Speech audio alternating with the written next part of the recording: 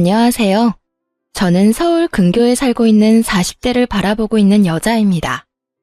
저는 결혼 생활을 하는 동안 큰 아픔을 여러 번 겪게 되었는데요. 처음엔 갑자기 닥쳐온 불행으로 마지막엔 이혼을 결심하게 되는 아픔을 경험하고서 이혼까지 하게 되었네요. 그러면 제가 어떻게 이혼까지 하게 되었는지 한번 들어보실래요? 저와 남편은 20대 중반쯤에 소개팅으로 처음 만난 사이였어요. 첫 만남은 썩 좋진 않았어요. 아니, 좋지 않았다기보다 서로가 서로에게 마음이 없어 큰 인상을 남기지 않았다가 더 정확하겠네요. 그렇게 저흰 소개팅 자리에서 밥만 먹고 헤어진 후 서로를 잊고 살았어요. 그렇게 시간은 흘러 저흰 30대가 되었고 우연히 회사에서 다시 만나게 된 것이었죠. 그런데 참 이상한 일이 일어났어요. 단 한 번의 만남 이후 몇 년이 지나 다시 남편을 만났는데 언제 어디에서 소개팅한 남자였는지 딱 떠오르는 것이 아니겠어요? 딱히 기억에 남을 만한 에피소드가 있었던 것도 아니었고 정말 조용한 분위기에서 밥만 먹고 헤어졌는데 말이죠. 남편 역시 저를 기억하고 있는지 회사에서 저를 보자마자 아는 척을 해오더라고요. 그래서였을까요? 평소에 운명론을 믿지도 않던 저였는데 이상하리만큼 운명이란 단어가 제 뇌리에 꽂혀 물 흐르듯 자연스럽게 마음이 가기 시작하더니 정신을 차려보니 결혼까지 한 사이가 되었더군요. 그렇게 한 결혼, 마냥 행복하진 않았습니다. 전 3번의 유산을 경험하게 되었고 저와 남편은 점점 지쳐갔으니까요. 남편은 괜찮다며 저를 위로하고 달래주었지만 그런 남편 역시 점점 지쳐가는 게 눈에 보이더라고요. 그렇게 실망에 실망을 더해가던 어느 날, 남편이 도저히 버틸 수가 없었는지 저에게 이런 말을 해오더라고요. 여보, 우리 이제 그만하자. 더는 임신 때문에 우리 행복까지 깎아먹는 짓 그만해. 나 당신이 점점 지쳐가는 모습 보는 게 너무 힘들어. 그러니까 우리 이제 우리 행복만을 위해서 살자. 그래도 될까? 사실 나도 너무 힘들어. 그런데 부모님들은 어떻게 해? 많이 기다리고 계시잖아. 일단은 비밀로 해. 괜한 스트레스 만들지 말자고. 시간이 지나면 부모님들도 포기하시겠지. 그리고 우리 인생 우리가 사는 거지. 부모님들이 살아주는 것도 아니잖아. 그러니까 그런 걱정하지 말고 당신은 앞으로 당신 생각만 해. 포기하고 싶은 순간이 한두 번이 아니었기에 남편의 말이 참 고맙기도 반갑기도 하더군요. 그날 이후 저와 남편은 계속 다녀왔던 병원도 가지 않고 그저 자연 임신을 기다리며 마음 편히 지내려고 노력했어요. 다시 한번 기회가 닿아 임신이 된다면 참 좋은 일이지만 그렇지 않다면 우리 둘만 행복하게 살자고요. 그렇게 2년이 지난 어느 날 저에게 다시 한번 기적이 찾아왔습니다. 네, 자연 임신이 된 것이었어요. 이번엔 무슨 일이 있어도 기적처럼 찾아온 생명을 지키고 싶었기에 전 임신 사실을 알자마자 회사까지 그만두고 몸조리에 힘썼어요. 이미 3번의 아픔으로 인해 잃었을 때 허망함과 절망감에서 오는 슬픔을 누구보다 잘 알던 남편과 저는 조심 또 조심하며 지내고 있는데 문제는 다른 곳에서 일어났습니다. 그건 다름 아닌 시모의 입이었어요. 시모는 임신 사실을 알린 순간부터 계속해서 부정적인 말을 저에게 쏟아내더라고요. 어머님, 저 임신이에요. 임신? 너 이 소식 없길래 애 없이 살려나 보다 했는데 그건 아니었나 보네. 그래, 이번엔 몇 달이나 있다가 또 유산하려고 그러니? 처음엔 제 두 귀를 의심했습니다. 이게 3번 유산한 며느리한테 할 말이라고 생각하시나요? 놀랍게도 시모는 저에게 이런 말을 했고 더 놀라운 것은 그 뒤로 이어진 시모의 말들이었어요. 어머님, 그게 무슨 말씀이세요? 어떻게 그런 말씀을 하실 수가 있으세요? 뭐 틀린 말 있니? 매번 임신만 하면 뭐해? 출산을 못하는데. 말 나온 김에 물어나 보자. 도대체 뭐가 문제이길래 임신만 했다 하면 유산을 하니? 다른 집 며느리들은 몇씩 잘 만나던데. 내 친구들은 며느리한테 이제 그만 좀 낳으라고 했다 그러더라. 그럴 때마다 내가 참 할 말이 없어서. 내 아들씨가 이상이 있을 리는 없고 네 몸이 문제겠지. 그러니까 요즘 며느리 들이기 전에 건강검진 싹 시켜서 데리고 온다고 그 난리들이지. 이렇게 하자 있는 물건인 줄 꿈에도 모르고. 시모는 저를 보고 하자 있는 물건이라고 하더군요. 그 순간 마음이 얼마나 울컥하는지 정말 어른만 아니라면 욕을 한 바가지 해주고 싶은 심정이었어요. 아니, 그냥 어른이었다면 그냥 욕이라도 실컷 했을 텐데 다른 사람도 아닌 남편의 부모님이니 입에 맴도는 욕이 차마 입 밖으로 나오지 못하더라고요. 아무리 그렇다고 해도 하자 있는 인간이라니 그렇게 생각하시는 줄은 꿈에도 몰랐네요. 임신만 했다 하면 유산하는 며느리를 시어미가 어떻게 생각하는 줄 알았니? 이때껏 입 다물고 있으니 그저 널 이뻐하는 줄 알았어? 그냥 이때까진 참은 거야. 이런 시어미가 또 있는 줄 아니? 다른 시어머니들 같으면 너 연달아서 유산했을 때 진작 내쫓았을 거다. 집안 대를 끊어먹으려고 작정한 것도 아니고 아들 귀한 집에 시집와서 번번이 유산을 하니? 내가 너 같은 것도 며느리라고 모시고 산다고 아주 화병이 다 나겠구나.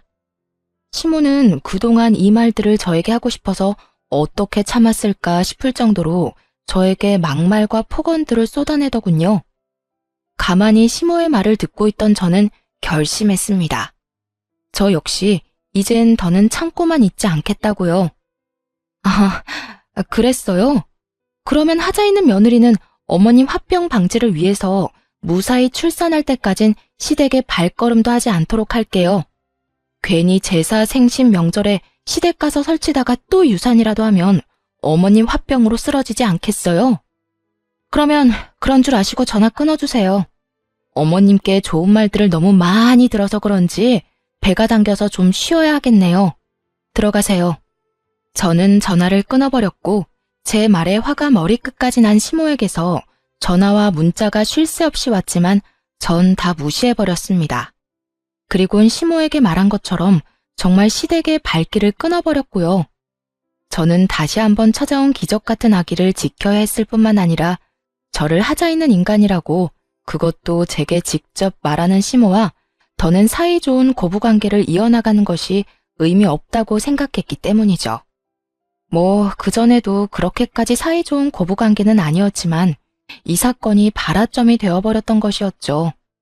그 후로도 시모는 끈질기게 연락을 해왔고 어쩌다 통화라도 되는 날이면 안부를 묻기는커녕 좋지 않은 말들로 제 신경을 긁어놓기가 일쑤였죠. 전 결국 시모의 연락을 피하기 시작했고 상황이 그렇게까지 되자 남편에게 연락해 한바탕 난리를 쳤는지 남편의 입에서도 말이 나오기 시작하더군요. 처음엔 시댁엔 발걸음도 하지 않겠다는 제 뜻을 적극적으로 지지해줬던 남편이었는데 시모의 곡소리엔 어쩔 도리가 없는 것인지 저를 설득하기 시작했어요. 시모의 생일을 며칠 앞둔 날, 남편은 다른 때보다 좀 더 간절하게 저에게 부탁을 해왔습니다. 여보, 엄마 생신 얼마 안 남은 거 알지? 제사는 그렇다 치더라도 생신은 가야 하지 않을까? 아, 당신은 내가 참석했으면 좋겠어? 어머님이 또 나한테 얼마나 모진 말을 할 줄 뻔히 알면서도? 그건 내가 엄마한테 잘 말해뒀어. 당신한테 다신 그런 말 같지도 않은 말 하면 나도 영 끊어버릴 거라고. 그러니까 날 믿고 마지막이라는 생각으로 참석해주면 안 될까? 이대로 영영 영 끊고 살 수도 없을 테고 이쯤에서 못 이기는 척 참석하면 엄마도 아무 말 하지 않을 거야. 생각할 시간을 좀 줘. 당신 마음도 이해가 안 되는 건 아닌데 나도 워낙 어머님께 받은 상처가 커서 쉽사리 결정이 안 서서 그래. 이해해. 그러면 생각해보고 이야기해줘. 고민되더라고요. 남편의 말처럼 영영 연을 끊고 살 순 없다는 생각이 들긴 했으니까요. 그때까진 시댁과의 연을 영영 끊어버릴 생각은 전혀 없었기에 고민은 더욱 깊어만 갔고 깊게 고민해본 끝에 결국 참석하기로 했어요. 나 내일 어머님 생신 참석할게. 선물은 준비했어? 아직이면 내가 오늘 나가서 준비할까? 아니, 그냥 용돈 좀 드리지 뭐. 당신은 몸만 가면 돼. 당신이 참석하는 것 자체가 선물이지 뭐. 그러면 내일 저녁에 퇴근하고 데리러 가면 되는 거지? 아니야. 방향도 다른데 뭐하러. 그냥 내가 택시 타고 식당으로 갈게. 정말 고마워. 어린아이처럼 좋아하는 남편의 모습을 보니 마음을 돌려먹길 잘했단 생각이 들더군요. 그래서 전 이왕 참석하기로 한 거 시모가 무슨 말을 하든지 간에 한 귀로 듣고 한 귀로 흘려보내기로 했습니다. 남편이 막아주겠다고 했지만 제가 아는 시모는 남편이 막는다고 한들 막힐 사람이 아니었으니까요. 그렇게 다음날 전 저녁 시간에 맞춰 준비를 하고 집을 나섰어요. 어떻게 먹은 마음인데 저는 그날 결국 시모의 생일 자리에 참석하지 못했습니다. 교통사고가 나버렸거든요. 상대방 운전자가 막무가내 끼어들기식의 거친 운전이 원인이 된 교통사고였습니다. 사고는 꽤 크게 났고 천만다행으로 몸은 다치지 않았지만 많이 놀란 탓인지 배가 뭉치며 아파져 왔고 저는 급하게 병원으로 이송되었어요. 저는 바로 남편에게 전화를 걸었고 남편은 금방 오겠다고 하더군요. 여보, 나 가는 길에 교통사고가 났어. 지금 구급차 타고 내가 다니던 병원으로 가고 있는데 나 너무 무서워. 배가 너무 아파. 잘못되면 어떡해? 뭐? 어쩌다가 많이 아파? 괜찮을 거야. 괜찮아. 일단 내가 지금 병원으로 갈 테니까 걱정하지 말고 가 있어. 내가 금방 갈게. 정신없이 병원에 도착해 진료를 받으니 다행히 많이 놀랐을 뿐 아기와 저는 괜찮다고 하더군요. 일단 너무 놀란 것 같으니 수액을 맞으며 진정도 할 겸 한숨 푹 자라고 하더군요. 저는 알겠다고 했고 혹시 모르니 입원을 해서 며칠 지켜보기로 했어요. 그렇게 전 입원을 하고 병실에서 수액을 맞으며 남편을 기다리다 잠이 들었습니다. 한참 잠을 자고 있는데 얼굴에 차가운 무언가가 확 뿌려지는 느낌이 들었어요. 전 화들짝 놀라 일어났고 그곳엔 얼굴까지 붉히며 씩씩거리는 시모와 그런 시모를 뜯어말리는 남편이 있더군요. 엄마, 갑자기 왜 그래? 왜 이 사람한테 커피를 들이붓냐고. 몰라서 물어? 이 고약한 것 좀 봐라. 시어머니 생신에 오기 싫어서 교통사고 났다고 거짓말하고 잠이나 꿀꿀 자는 꼴을 좀 보라고. 이 꼴을 보고도 내가 가만히 있으랴? 속이 부글부글 끓어서 속도 식힐 겸 차가운 걸로 샀더니 이럴 줄 알았으면 뜨거운 커피를 살 걸 그랬어. 이 고약한 것 뜨거운 맛을 보여줬어야 했는데. 시모는 제가 교통사고가 났다는 것조차도 믿지 않는 것 같더라고요. 그저 제가 시모의 생일 자리에 참석하기 싫어 거짓말을 했다고 믿어 의심치 않는 듯 했어요. 거기에다 제 연락을 받은 남편이 식사 자리에서 뛰쳐나와 버렸으니 자신의 생일을 망친 것에 화가 단단히 나 보이기도 했고요. 화가 단단히 난 시모는 수액까지 맞으며 잠든 저를 보며 꾀병이라 생각해버렸고 그대로 제 얼굴에 들고 있던 아이스 아메리카노를 확 부어버린 것이었죠. 사람이 아무리 화가 나도 해도 되는 짓이 있고 안 되는 짓이 있지. 하물며 모든 것이 자신의 오해에서 비롯된 일인데 어떻게 이딴 짓을 할 수가 있을까 싶더군요. 거기에다 홀몸도 아닌 임산부에게요. 그래서 시모에게 한마디 쏟아내고 싶은데 입이 떨어지질 않더라고요. 시모가 무서워서였냐고요? 아니요, 전혀 무섭지 않았어요. 그저 너무 황당해서 말이 안 나오더라고요. 남편은 저를 닦아주며 시모에게 계속 화를 내고 있었고 시모는 남편의 말을 깡그리 무시한 채 끊임없이 저에게 욕을 쏟아내고 있었습니다. 그야말로 총체적 난국인 상황이었죠. 그렇게 차마 두 눈 뜨고 볼 수 없는 상황이 이어지고 있는 와중 시모는 아무 말도 하지 않고 눈만 껌뻑이고 있는 제가 또 불만이었는지 저에게 온갖 막말을 하며 제 머리를 향해 손을 뻗어왔습니다. 남편은 시모의 손을 꽉 잡은 채 저에게서 어떻게 해서든 떨어뜨려 놓으려 애쓰고 있었어요. 결국 남편의 힘에 시모는 떨어져 나갔지만 이미 늦은 일이었습니다. 시모가 떨어짐과 동시에 배가 익숙한 느낌으로 아파져 오더라고요. 직감적으로 알았던 것 같아요. 아, 또 유산이구나 하고요. 이런 저의 예상을 뒷받침하듯 침대 시트는 젖어갔고 급하게 의료진 분들이 오셔 응급처치는 무사히 마쳤지만 전 결국 유산을 하고야 말았죠. 아기의 힘찬 태동을 느끼며 행복함에 울었던 것이 엊그제 같은데 아기가 저를 떠났다는 사실을 받아들일 수 없어 한동안 참 많이 힘들었습니다. 이런 상황에서도 사과 한마디 없는 시모의 태도에 전 더 큰 분노를 느끼고 있었죠. 남편은 그런 시모를 대신해 저에게 사과도 하고 어떻게 해서든 제 마음을 달래주려 노력했지만 그 어떤 말도 제 귀엔 들리지 않더라고요. 그렇다고 해서 남편에게 막대한다거나 막말을 하진 않았어요. 엄연히 따진다면 이 모든 일은 남편의 잘못이 아니라 시모의 잘못이기에 저의 슬픔과 분노를 M1 사람에게 풀고 싶지 않았기 때문이었죠. 이런 저도 남편에게 요구한 것은 있었습니다. 여보, 나 어머님 용서 못해. 어떻게 지켜낸 아기인데 어머님 때문에 하늘나라 보낸 거 나 살면서 두고두고 원망할 거야. 심지어 어머님 오해에서 비롯된 일들이니 난 더욱 어머님을 용서할 수 없어. 그럴 일도 없겠지만 만약 어머님이 갑자기 정신 차려서 무릎 꿇고 빈다고 해도 난 용서할 마음 없으니까 당신도 앞으론 나 설득할 생각 하지 마. 알겠어. 내가 진짜 미안하다. 내가 그날 엄마를 잘 보고 있었어야 했는데, 아니, 애초에 병원은 나 혼자 갔어야 했는데, 미안해. 아니야. 당신 입장 이해하고, 그날 병실에서도 당신이 어떻게 할 방도 없었다는 것도 이해해. 단지, 난 이제 어머님은 보고 싶지도, 어머님 목소리도 듣고 싶지 않으니까, 앞으로 어떤 이유에서든 어머님이 나한테 연락하는 일은 없었으면 좋겠어. 당신이 중간에서 그 정도는 알아서 처리해줄 수 있지? 알겠어. 그건 걱정하지 마. 정말 미안해. 남편은 알겠다고 하며 끝까지 진심 어린 사과를 해오더라고요. 남편도 많이 속상하고 슬플 텐데 제 앞에선 그런 내색 한번 하지 못하고 고개를 숙여야만 하는 남편이 때론 안쓰럽기도 하더군요. 전 그런 남편의 마음을 편하게 해주기 위해 남편을 향해 웃어주기도 하고 때론 남편에게 의지하는 모습을 보이기도 했습니다.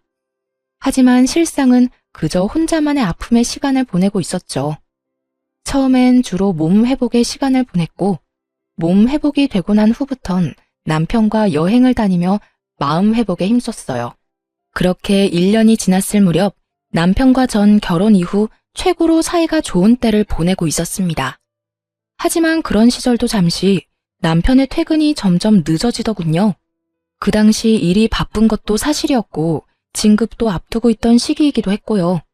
일이 바쁘다 보니 퇴근은 늦어졌고 그렇다 보니 남편은 늘 피곤함에 찌들어 살았어요. 그런 와중에 출장도 잦아지더군요. 처음엔 같은 회사를 다녔으니 출장이야 가끔 급하게 가야 하는 일도 있다는 것을 잘 알고 있던 터라 대수롭지 않게 여겼지만 그런 일이 잦아지니 아무래도 의심스러운 마음을 지울 수가 없는 상황이었어요. 그래서 전 혹시나 하는 마음에 회사를 다닐 때 친하게 지내던 동료에게 연락을 해 은근히 떠보았고 그 결과 남편의 출장이 잦아진 것이 맞다고 하더라고요. 하지만 확인을 했음에도 불구하고 불안한 예감은 쉽사리 사라지지 않았고 그 불길한 예감이 맞았다는 사실을 알게 된 건 얼마 지나지 않은 어느 날이었습니다. 그날도 갑자기 집으로 돌아온 남편이 숨쉬듯 자연스럽게 출장을 이야기를 꺼내더군요. 여보, 나 또 출장 가. 이번엔 좀 길게 갈 것 같아. 한 일주일 정도? 일주일이나? 요즘 회사에 무슨 일 있어? 무슨 출장을 이렇게나 자주 가? 무슨 일은 그냥 급하게 처리해야 하는 일들이 많아서 그래. 가서 일정 빨리 마무리하면 더 짧아질 순 있겠지만 스케줄상 아마 일주일 채워야 될 것 같긴 해. 그러니까 당신도 마음 편히 일주일이라고 생각하고 있어. 알겠어. 가서 술 너무 많이 먹지 말고 끼니 꼭 챙겨 먹고. 알겠지? 남편은 얼마나 신이 났는지 짐가방을 싸 집을 나서며 콧노래까지 부르더군요. 그 모습에 저는 이상함을 넘어 수상하다는 생각을 강하게 했고 바로 흥신소에 의뢰해 남편의 뒷조사를 하기로 했습니다. 사실 당장이라도 제가 직접 남편의 뒤를 쫓고 싶은 마음이 굴뚝이긴 했지만 그럴 순 없는 노릇이었어요. 혹여 제가 뒤를 쫓다 들키기라도 하는 날엔 남편이 절 어떻게 생각하게 될지 상상만으로도 끔찍한 지경이었기 때문이었죠.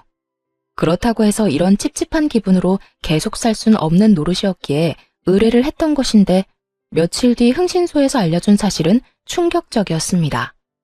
우선 남편분이 외도를 저지르고 있던 것이 맞더라고요. 예상하셨던 대로 이번엔 출장이 아닌 여행이더라고요. 그런데 좀 특이한 게 동행하신 분이 또 계세요. 그건 아무래도 직접 보시는 게 나으실 것 같아 따로 묶어서 보내드릴 테니 확인해 보세요. 아직 며칠 남았으니 더 지켜보다 특별한 일 있으면 다시 연락드리겠습니다. 전화를 끊고 받은 사진들과 정보들은 정말 제 입이 떡 벌어지기에 부족함이 없더군요. 상간녀는 남편의 회사에 다니고 있는 20대 여자로 회사 사장 조카라고 하더군요. 남편의 출장길엔 늘 동행했던 것으로 예상이 되는데 이상한 점은 출장을 함께 가면 상간녀도 거래처 사람들을 만난다거나 다른 일을 한다거나 해야 하는데 오로지 남편만 일을 하고 그 시간 동안 상간녀는 늘 쉬고 있는 것이 이상했다고 하더라고요. 그래서 알아보니 남편이 출장을 갈 때마다 상간녀는 회사를 쉬고 남편을 따라 출장길을 함께 했던 것이었습니다. 아마 매번 남편과 함께 출장을 갈 방도가 없으니 그렇게 했던 것 같더라고요. 그러고 보니 떠오른 남편의 말이 있었어요. 이번에 우리 부서에 낙하산 들어왔어. 낙하산? 웬 낙하산? 사장 조카라는 여자애 하나가 들어왔는데 아무리 낙하산이라도 그렇지 일을 전혀 못하는 거 있지? 어떻게 기본 지식도 없는 핏덩이를 우리 부서에 넣을 수가 있어. 진짜 짜증나서 일할 맛 안 난다니까. 핏덩이라고 칭하며 욕을 해대더니 그 핏덩이와 외도나 저지르는 꼴이라니 정말 구역질이 다 나올 지경이더라고요. 거기에다 두 사람이 만난 시기 역시 참 충격적이었어요. 정확한 시기는 알 수 없으나 두 사람의 대화와 회사에 알아본 시기로 추측해보건대 적어도 몇 달은 되어 보인다고 하더라고요. 몇 달 전이라고 함은 남편과 한창 사이가 좋을 때로 저는 아무것도 모르고 남편에게 고마워하며 남편에 대한 애정을 키워나갈 때 남편은 외도나 저지르고 있었다니 정말 치가 떨려오더군요. 거기에다 정말 가관인 건 뭔지 아세요? 흥신소 직원분이 말했던 또 다른 동행인이 다름 아닌 시모였단 사실이었습니다. 상간녀와 다정히 팔짱을 끼고 있는 시모의 모습을 본 순간 정말 눈이 뒤집히는 게 어떤 느낌인지 알 것 같더라고요. 특히나 이번 출장길이 사실은 출장이 아닌 상간녀와 함께 시모를 모시고 간 여행길이란 걸 안 순간 세 사람이 어떤 추악한 계획을 세우고 있는지 훤히 다 보이더군요. 제가 누구 때문에 아기를 잃고 어떻게 그 힘들고 절망적인 순간들을 이겨냈는데 그런 제 뒤에서 남편과 시모는 이딴 짓거리나 저지르고 다녔다니 이혼을 해도 곱게 이혼을 할 수는 없는 노릇이었습니다. 일단 전 친하게 지내던 예전 회사 동료를 만나 사실을 말해주며 상간녀에 대해서 알아보기로 했습니다. 워낙 친하기도 하고 믿었던 친구라 숨김없이 모든 걸 털어놓게 되었죠. 너 얼굴이 왜 이래? 아직 몸이 안 좋은 거야? 아니, 몸은 완전히 회복됐는데 기가 막힐 일이 생겼어. 회사에 사장님 조카 다니고 있지? 그 여자애랑 내 남편이랑 바람 피우고 있더라. 그래서 오늘 너한테 만나자고 했어. 뭐? 지금 그 말이 사실이야? 어디 할 짓이 없어서 유부남을 건드려. 어쩐지 눈웃음 살살 치고 다니더라니. 와, 현욱 씨가 바람 피울 줄은 진짜 상상도 못했다. 아마 사장 조카라는 게 크게 한몫을 한 것 같더라. 처음엔 어린 핏덩이 낙하산이라고 하면서 싫어했었거든. 그런 인간이 왜 갑자기 사랑하는 마음이 생겼겠어? 어떻게 해서든 사장 조카 줄 잡고 성공하고 싶어서 그런 거 아니겠어? 아무래도 회사를 물려받는다는 소문이 돌고 있긴 하지. 그 소문 진짜야? 와, 너무 억울해서 말이 안 나오네. 이혼하면 그년이랑 하하호 잘 먹고 잘 살 거 아니야. 억울해서 미치겠다 정말. 그렇게 될 것 같으면 내가 이렇게 웃고 있겠어? 걱정하지 말고 넌 이혼 준비나 제대로 해. 내가 다 도와줄 테니까. 이렇듯 친구는 저에게 필요한 사실과 정보들을 다 알려주었고 마지막까지 저를 돕겠다고 해주었습니다. 그렇게 전 이혼 준비에 박차를 가했고 기다리던 남편의 여행이 끝나는 날 시모에게서 연락이 오더라고요. 기니 할 이야기 있으니 당장 시댁으로 오라는 말이었죠.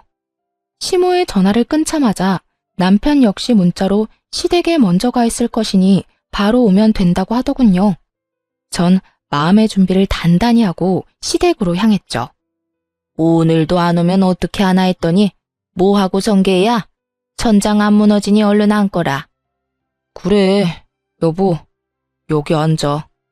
시모는 제 얼굴을 보는 것 자체가 짜증이 치밀어 오른다는 듯 저에게 신경질적으로 굴었고 남편은 저의 눈치를 살피고 있더군요. 저는 거실에 자리를 잡고 앉았고 제가 앉음과 동시에 남편과 시모가 준비한 말을 꺼내기 시작하더군요. 여보, 미안해. 내가 정말 당신한테 이러면 안 되는데 나 이제 당신 사랑 안 해. 우리 이혼하자. 그래, 나도 너 같은 며느리 더는 우리 집 가족으로 둘 생각 없다. 애를 못 낳으면 시댁에 자락이라도 하든가. 이건 뭐 며느리를 들인 건지 상전을 모신 건지. 이 와중에 위자료를 주기 싫어 애쓰는 두 사람의 모습을 보니 정말 화가 치솟더라고요.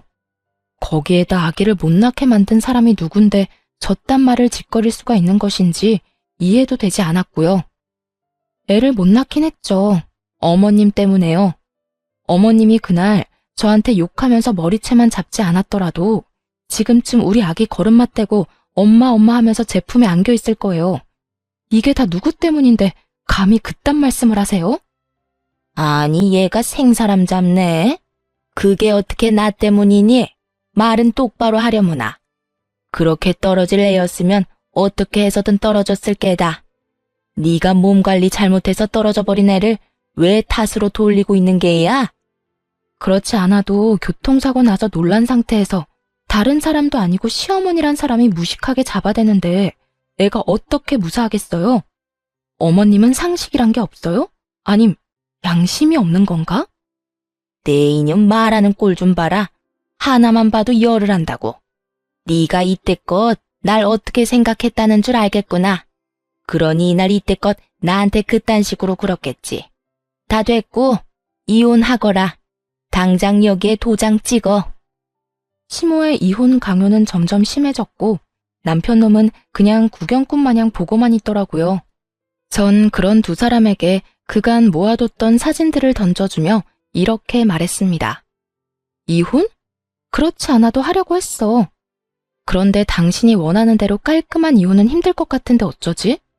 보다시피 내가 알고 있는 게 너무나도 많아서 말이야. 외도 사실을 들켜버린 두 사람은 수상한 눈빛을 주고받더니 무언가 결심했다는 듯 고개를 끄덕이더라고요. 그리곤 이내 남편이 저를 바라보며 이렇게 말했어요. 몰랐으면 좋았겠지만 알았다니 다 말할게. 나 다른 여자 생겼어. 만난 지 얼마 안 됐긴 했지만 나 그 여자 사랑해. 감히 제 앞에서 사랑이라고 하더라고요. 어쩌면 저렇게 뻔뻔할 수가 있는 것인지 화가 다시 한번 치밀어 올랐어요. 사랑? 내가 웃겨서 이런 상황에까지 사랑 타령이 하고 싶니? 솔직히 말해. 이 여자를 사랑하는 게 아니라 이 여자 조건을 사랑하는 거라고 말이야. 내가 당신 바람난 것도 다 아는데 이 여자 뒷조사는 안 해봤을 것 같아? 이 여자 당신이랑 나랑 다니던 그 회사 사장 조카라며? 왜? 회사 자기가 물려받기라도 한대? 그래서 당신 앞날 보장이라도 해주겠대? 전곡을 찔렸는지 남편은 잠시 멈칫한다 싶더니 이내 하소연을 하며 어쩔 수 없는 결정이었다는 듯 교묘하게 제 탓으로 돌리기 시작했어요. 그걸 어떻게...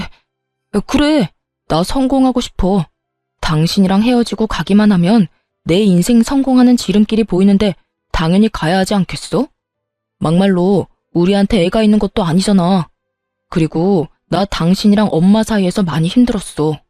당신은 당신대로 난리고 엄마는 엄마대로 나한테 섭섭하다고 난리고. 야, 이 와중에 불쌍한 척하는 것도 모자라 내 탓까지 하는 거야? 당신도 참 어떤 면에선 대단하다. 당신 탓을 하려는 게 아니라 그냥 나도 내 나름대로는 힘들었단 말을 하는 거야. 이해까진 바라지 않지만 그저 알아만 달라는 거라고. 알아달라는 자체가 뻔뻔한 짓이야. 알아? 그래서 그 여자는 당신 엄마 좋대? 그래서 여행까지 같이 갔나? 끝없이 몰아붙이는 저를 향해 남편은 될 대로 되라는 듯 짓거리며 마지막 합의안을 제시했어요. 그래, 그 여자는 남들이 친딸이냐고 오해할 만큼 우리 엄마랑 사이 좋더라. 엄마랑 잘 지내주니까 지내는 며칠 내내 나도 마음이 편했고. 그러니까 이혼해. 당신이 이혼만 해주면 지금 사는 집도 당신 명의로 해주고 위자료도 넉넉하게 챙겨줄게. 그러니까 조용히 이혼만 해. 이런 상황까지 미리 생각해 본 적이 있는 듯 남편 놈은 막힘없이 조건들을 줄줄이 읊어대고 있더라고요. 그 말을 듣고 있으니 나쁘지 않은 조건이라 생각했어요. 재산 분할을 해봤자 이 정도는 받지 못할 것이고 진정한 복수는 따로 남아 있었으니까요. 이혼, 좋지. 그래, 하자 이혼. 나도 너 같은 거 데리고 살 생각도 없고 당신 엄마도 지긋지긋해. 집, 명의, 위자료, 약속 꼭 지켜. 앞으로 얼마나 행복하게 잘 사는지 내가 지켜볼 테니까. 그까짓 집이랑 푼돈 절대 안 떼먹을 테니까 서류 준비나 제대로 해놔. 바로 다 넘겨주고 이혼 도장 찍을 수 있게 말이야. 남편은 한시라도 빨리 이혼하고 싶다는 듯 저에게 당부 또 당부했고 시모 역시 당장이라도 동네 잔치라도 열 듯 기뻐하며 한마디 보태더라고요. 그래, 빠르면 빠를수록 좋으니 얼른 서둘러라 아들. 드디어 이혼하는구나. 이제 우리 아들 잘 될 일만 남았어. 전현이 네 앞길을 막고 있어 내가 늘 걱정이었는데 이젠 두 발 뻗고 자겠어. 시모는 귀가 찢어지게 앙칼진 목소리를 내며 웃었고 저 역시 그런 시모를 보며 웃음이 새어나왔지만 참고 또 참았습니다. 아직은 제가 웃을 때가 아니었으니까요. 다음 날부터 저와 남편은 이혼 절차를 밟기 시작했고 남편은 약속한 대로 집을 비롯해 그간 모았던 돈을 거의 다 저에게 위자료로 주었습니다. 그렇게 이혼을 한 후 저는 곧바로 상간녀 소송을 진행했고 상간녀에게도 위자료를 받고 끝낼 수 있었죠. 모든 일을 끝낸 후 이제 저에게 남은 것은 그저 기다리는 것뿐이었어요. 그리고 앞으로 일어날 일들을 그저 지켜만 보면 되는 상황이었죠. 얼마 지나지 않자 드디어 친구에게 연락이 왔고 전 가벼운 발걸음으로 전 남편의 회사로 갔습니다. 회사에 도착하니 난리통도 그런 난리통이 또 없더라고요. 상간녀는 친구에게 마구잡이로 화를 내고 있었고 남편은 망연자실한 얼굴로 두 사람을 보고 있었어요. 언니가 어떻게 나한테 이럴 수가 있어? 다른 사람도 아닌 언니가. 우리 가족이잖아. 친자매는 아니더라도 우리 가족이잖아. 그런 언니가 어떻게 이럴 수가 있냐고. 난 너 같은 동생 둔 적 없어. 아니, 네가 우리 아빠 회사 들먹이면서 유부남이랑 놀아나는 순간부터 넌 내 동생 아니었어. 그러니까 회사에서 난동 그만 부리고 짐이나 싸. 짐 쌀 정신 없으면 그냥 가도 되고. 대충 보니까 일을 하는 동 마는 동해서 그런지 중요한 짐도 없어 보이더라. 마지막 정으로 내가 다 쓰레기통에 버려줄 테니까 정 챙길 기분 아니면 그냥 가도 돼. 언니! 나 네 언니 아니라고 몇 번 말해. 얼른 꺼지지 못해?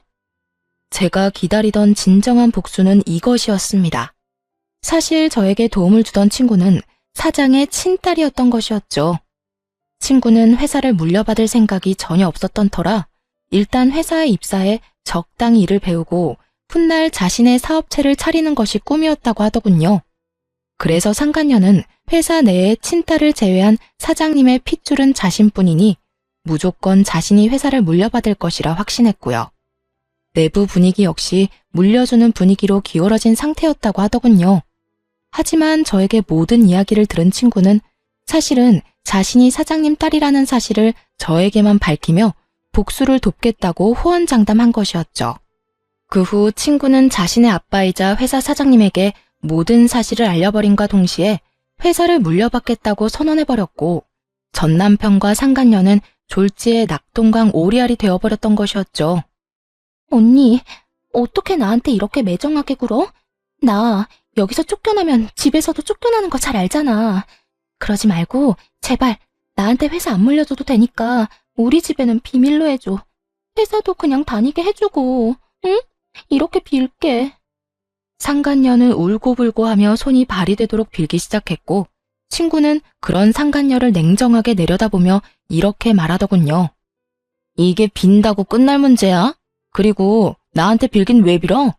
네가 정말로 잘못한 사람은 따로 있는데 네가 정말 그 남자를 사랑했든 말든 내 알 바 아니고 관심도 없는데 인생 그렇게 살지 마. 너 그렇게 남 눈에 눈물 나게 하면 네 눈엔 피눈물 나는 법이야. 알겠어. 알겠다고.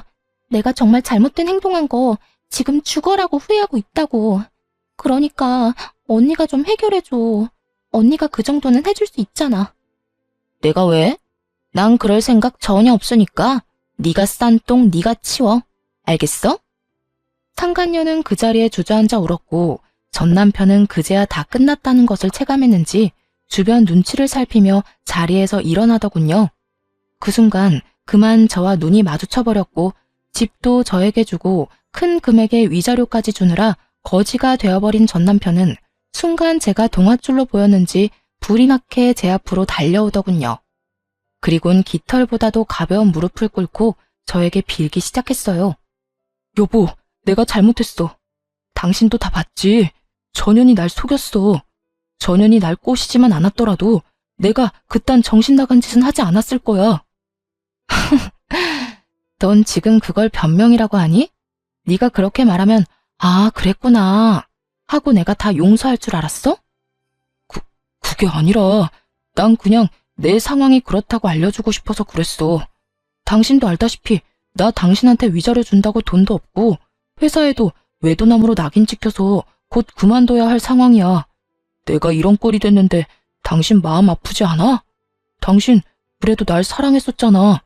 그러니까 그간의 정을 생각해서 나 좀 용서해주고 나 좀 받아주면 안 될까? 다른 여자를 사랑해서 이혼하자던 전 남편은 이제 저에게 사랑 타령과 더불어 그간의 정을 호소하며 용서를 구하더라고요. 진심이라곤 티끌만큼도 들어가지 않은 용서를 말이죠. 내가 받아줄 것 같아? 용서가 될 것 같냐고. 당신, 나 마지막으로 유산하고 나랑 여행 다니고 하면서 몰래 저 여자랑 연락하고 다녔지? 난 그때 하루하루가 지옥 같았다가 행복했다가 그런 감정을 가지는 내 자신이 죄스러웠는데 넌 행복했니? 젊은 여자애가 심지어 회사까지 물려받게 될 여자애가 유부남인 너 쫓아다니니까 행복했어? 네 새끼를 네 엄마 손에 잃은 나는 하루에도 몇 번씩 대성통곡을 하는데 넌 행복했냐고. 절규에 가까운 제 말을 들은 전 남편은 마지막 눈물까지 짜내며 저에게 매달리더군요. 내가 정말로 면목이 없는 상황인 거 다 알아. 내가 죽일 놈인 거 다 안다고. 당신한테 내가 죄인인 것도 잘 알고 그러니까 내가 앞으로 잘한다잖아. 당신이 용서해주고 나 받아주기만 하면 내가 앞으로 살면서 다 갚을게. 당신한테 상처 주고 당신이 울었던 만큼 내가 다 갚으면서 살게. 제발 내가 그렇게 할 수 있게 기회를 줘. 내가 미쳤니? 너한테 그런 기회를 주게? 난 절대로 당신 뜻대로 해줄 생각 없으니까 그런 말도 안 되는 꿈은 꾸지도 마. 끝까지 매달리던 전 남편은 갑자기 태세를 바꿔 미쳐버린 사람처럼 저에게 고함을 지르기 시작하더라고요. 그러면 돈이라도 내놔. 내가 준 위자료라도 다 내놓으라고. 뭐라고? 너 진짜 미쳤니? 그 돈 네 말대로 위자료야. 내 정신적 고통에 대한 손해배상금이라고. 그런 돈을 내가 미쳤다고 너한테 돌려주겠어? 재판 갔으면 그 돈의 절반도 못 받을 거 당신도 잘 알고 있잖아. 그래, 내가 많이 양보해서 절반만 되돌려 받을 테니까 그거라도 내놔. 얼른 내놓으라고. 참다 못한 저는 고함을 지르는 남편의 뺨을 시원하게 날려버리고 말았어요. 그제야 정신이 조금 돌아왔는지 토끼 눈을 하고 저를 보더라고요. 이제 정신이 좀 드니? 지금처럼 정신 좀 차리고 살아. 앞으로 다신 보는 일 없도록 하자. 제발 부탁이다. 그렇게 전 회사를 나와버렸어요. 뒤에서 상간녀와 남편의 고함과 함께 우는 소리가 들려와 돌아서는 저의 발걸음은 더없이 가벼웠답니다. 그 후로 전 남편과 상간녀는 당연한 수순으로 회사에서 잘렸다고 하더라고요. 상간녀는 유부남과 놀아난 것도 모자라 이혼까지 시킨 사실이 본가에 다 알려져 돈 한 푼 없이 쫓겨났다고 하고요. 더 통쾌한 건 뭔지 아세요? 친구에게 전해 들었는데 오갈 데가 없어진 상간녀가 다른 사람도 아닌 전 시댁으로 찾아갔다고 하더라고요. 그 뒤론 상상이 되죠? 성질 하나 끝내주는 전시모가 짐까지 싸들고 온 상간녀의 머리채를 잡아 흔들며 내 아들 신세 망친 나쁜 년이라며 있는 욕 없는 욕을 다 했다고 하더군요. 걔도 참 웃기지 않니? 내가 자기 편이라도 들어줄 줄 알았는지 나한테 전화해서 울고불고 하며 하소연하는데 내가 기가 막혀서 난 그런 애랑 핏줄로 엮인 사실 자체가 부끄러운 사람이라고. 그나저나 너 진짜 이혼 잘했다 싶더라. 그딴 시모 밑에서 그 세월을 어떻게 버티고 살았어? 듣기만 해도 성질 대단하다 싶던데. 어떤 면에선 전 남편한테 고맙기도 해. 그놈이 바람 피워줘서 이혼할 거라 마음먹을 수 있었으니까 말이야. 아니었으면 난 지금까지 그놈의 사랑 타령하면서 그 집에서 온갖 스트레스 다 받아가면서 살고 있었겠지. 뭐 그렇게 생각하면 그렇기도 하네. 하여튼 너 계속 쉴 거야? 우리 회사 지금 비상인 거 알지? 와서 일 좀 안 할래? 복직하란 말이야. 넌 이 전 남편 일 집에서 도와주고 있었던 거 다 알고 있어. 그 아까운 실력 썩히지 말고 일 좀 해. 출근하는 게 좀 그러면 집에서 해도 되니까 잘 생각해봐. 아니, 생각하지 말고 그냥 무조건 해줘. 복수를 도와준 것만으로도 참 고마운데 이렇듯 친구는 제 앞날까지 도와주더라고요.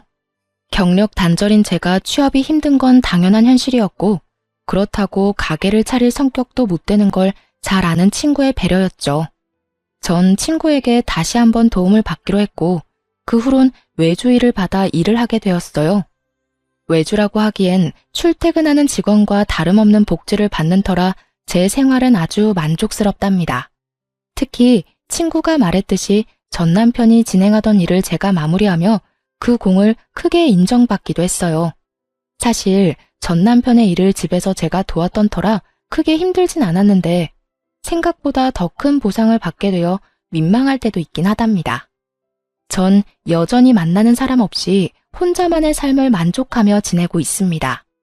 주변에서 소개를 해준다고들 하지만 혼자만의 삶에 워낙 만족하기에 다시 누군가를 만나고 싶은 생각이 전혀 없는 상태예요. 정확히는 내가 아닌 다른 사람에게 맞춰 사는 것도 싫고 내 감정보다 상대방의 감정에 더 신경을 쓰는 삶을 더는 살고 싶지 않다는 표현이 정확하겠네요. 앞으로도 전 가고 싶은 곳엔 언제든지 훌쩍 떠나는 여행을 즐기고 하고 싶은 일은 마음껏 하며 만나고 싶은 사람은 눈치를 보지 않고 만나는 인생을 즐겨보려고 합니다. 이로써 제 사연은 끝이 났네요. 어떠셨나요? 다들 욕들 좀 하셨나요? 전 사연을 들으며 울기도 많이 울지만 빨리 이혼하지 왜 참고만 있냐고 욕을 할 때도 많거든요. 저 역시 그 상황에 이혼은 하지 못하고 끝까지 남편과 살았던 경험이 있음에도 불구하고요. 사실 마지막 유산을 하고 난 후 이혼을 생각하지 않은 것은 아니었어요. 전 남편은 아무 잘못도 하지 않았다고 하지만 그런 전 남편과 함께 살다 보면 제가 아무리 싫다고 하며 연을 끊고서라도 언젠가는 다시 만나게 될 사람이 전 시모였으니까요. 하지만 그 당시엔 전 남편에게 마음이 남았던 터라 그대로 이혼까지 하게 되면 후회가 남을 것 같더라고요. 결과적으론 더 큰 배신감을 맛보고 이혼을 하긴 했지만 그랬기에 저에겐 미련은 없습니다. 그랬기에 지금 삶이 행복하며 지금껏 느껴왔던 만족감과는 비교도 되지 않을 만큼의 만족하는 삶을 살고 있기도 하고요. 그러니 저와 비슷한 이유로 이혼을 고민하시는 모든 분들이 있으시다면 고민은 길게, 결정은 빠르고 단호하게 내리시길 바라봅니다. 더불어 저에겐 아프고 깊은 상처인 제 사연을 듣고 조금이나마 다른 사람의 결정에 도움이 되길 바라기도 하고요. 그러면 이만 저는 물러가 볼게요. 저의 긴 사연 함께 해주셔서 감사합니다. 다들 행복하세요.